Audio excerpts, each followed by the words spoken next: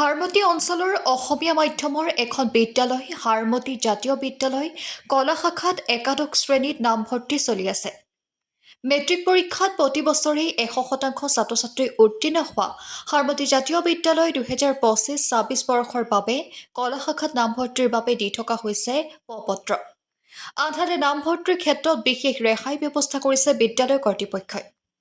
High school শিক্ষান্ত পৰীক্ষাৰ ফলাফলত 85% বা তাতোতকৈ অধিক পোৱা ছাত্ৰ-ছাত্ৰীৰ নামভৰ্তিৰ মাচুল 100% ৰেহাই দিয়া হ'ব। 75ৰ পৰা 85% পোৱা ছাত্ৰ-ছাত্ৰীৰ নামভৰ্তিৰ মাচুল 85% ৰেহাই। 60%ৰ পৰা 75% পোৱা ছাত্ৰ-ছাত্ৰীৰ নামভৰ্তিৰ মাচুল 50% ৰেহাই পাব।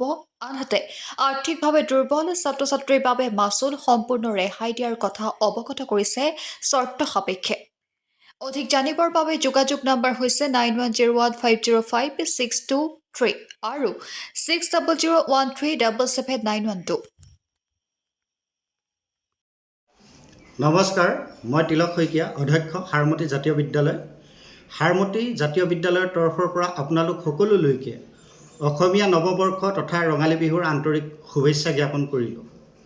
হাৰমতি জাতীয় বিদ্যালয় 2007 বৰ্ষত প্ৰতিষ্ঠা হোৱা অসমীয়া মাধ্যমৰ এখন বিদ্যালয় আৰু অসম জাতীয় বিদ্যালয়ৰ শিক্ষা সংসদৰ অধীনস্থ।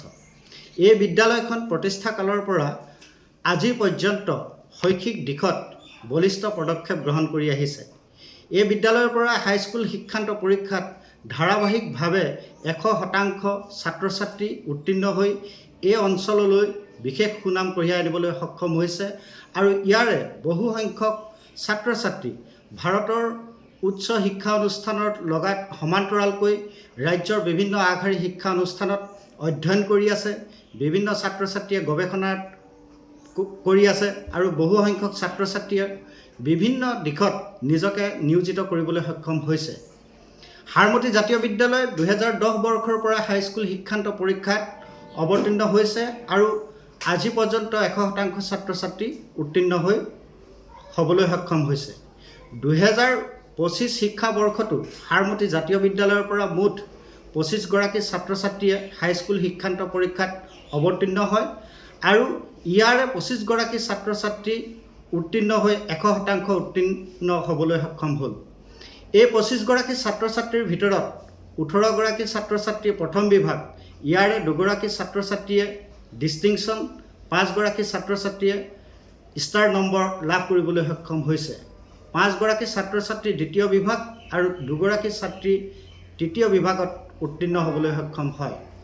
হাৰমতি জাতীয় বিদ্যালয়ত 2023 বৰ্ষৰ পৰা উচ্চতৰ মাধ্যমিক কলা শাখাত পাঠদান প্ৰক্ৰিয়া আৰম্ভ হয় আৰু 2025 বৰ্ষত উচ্চতৰ মাধ্যমিক কলা শাখাৰ প্ৰথমটো বৰ্ষৰ ছাত্ৰ-ছাত্ৰীসকলে উচ্চতৰ মাধ্যমিক চূড়ান্ত পৰীক্ষাত অৱতীৰ্ণ হৈছে।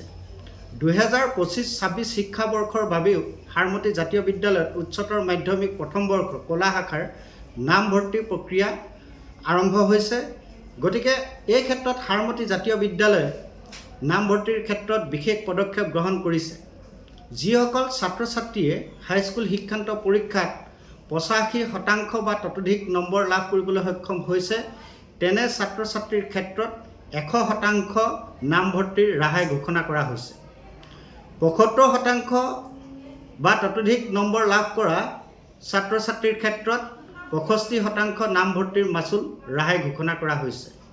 60% বা ততোধিক নম্বৰ লাভ কৰা ছাত্ৰ-ছাত্ৰীৰ ক্ষেত্ৰত 50% নামভৰ্তিৰ ৰেহাই ঘোষণা কৰা হৈছে। আৰু বিশেষ পদক্ষেপ গ্ৰহণ কৰি এই বৰ্ষত মেধা সম্পন্ন যদিহে আৰ্থিকভাৱে দুৰ্বল তেনে ছাত্ৰ-ছাত্ৰীৰ ক্ষেত্ৰত নামভৰ্তি বা আন শৈক্ষিক ব্যয়ৰ সম্পূৰ্ণ ৰেহাই ঘোষণা কৰা হৈছে। গতিকে মই বিনম্ৰতাৰে সন্মানীয় অভিভাৱকবৃন্দ আৰু ছাত্ৰ-ছাত্ৰীসকলক আহ্বান জনাব বিচাৰিছোঁ, আপোনালোকে হাৰমতি জাতীয় বিদ্যালয়ৰ পৰা উচ্চতৰ মাধ্যমিক প্ৰথম বৰ্ষ নামভৰ্তিৰ প্ৰ-পত্ৰ সংগ্ৰহ কৰিব পাৰে অথবা দৰ্পণ পৰ্টেলত গৈ হাৰমতি জাতীয় বিদ্যালয়ৰ নিজৰ নাম অন্তৰ্ভুক্ত কৰিব পাৰে। মই সকলো সন্মানীয় অভিভাৱকবৃন্দ আৰু ছাত্ৰ-ছাত্ৰীলৈ বিনম্ৰতাৰে আহ্বান জনালোঁ। ধন্যবাদ।